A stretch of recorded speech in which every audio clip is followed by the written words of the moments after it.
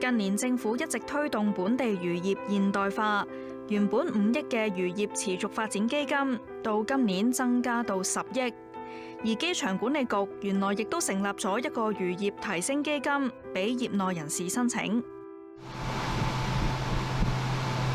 本地漁民梁錦明大約5年前喺西貢呢片海域開始養珍珠貝。喺6年前左右到咧，就有一個香港大學有一個博士生嚟我業牌嗰度，咁佢就問我：你養魚，咁有冇興趣養啲貝類啊？佢話喺我嗰度想試養，咁我就無條件咁樣攞個牌出嚟俾佢去試。咁佢試咗大約喺1年左右啦。咁啊，我覺得又幾好喎。佢養得幾成功喎，個成活率咧都幾高嘅。開始嗰陣時咧就有少少興趣去養啦。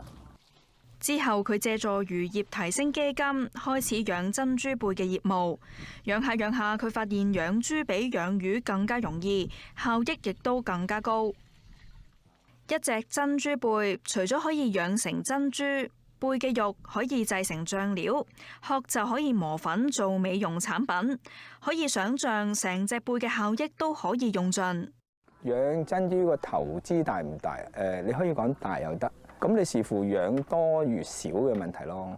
咁如果你話養個量大啲嘅，咁自然投入嘅一個資金啊、時間啊，相對嚟講肯定係會大同多噶啦。我而家有幾萬隻啦。你養一隻珍珠蚌，原來佢每一樣嘢都唔嘥，每一樣嘢都係寶嚟嘅。咁嗰粒珠我哋做啲手工藝品啊啲啦，首飾啊嗰啲咁。咁另外咧，我哋攞咗粒珠出嚟咧，我哋會將嗰嚿肉咧就愛嚟曬乾去做嘅 XO 醬啦。佢話佢哋最貴嘅一粒珠可以賣2000幾蚊。而家同珍珠相關嘅所有業務當中，用珍珠肉製成嘅 XO 醬賣得最多。但佢而家養嘅魚仲係比貝類多，因為珍珠類嘅產品銷售推廣渠道仍然需要慢慢建立，技術仍然喺度不斷研究當中。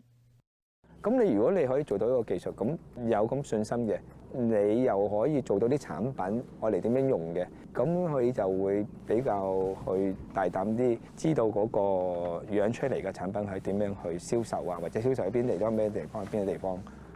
咁佢不斷喺度養多啲咯，咁自己有信心咯。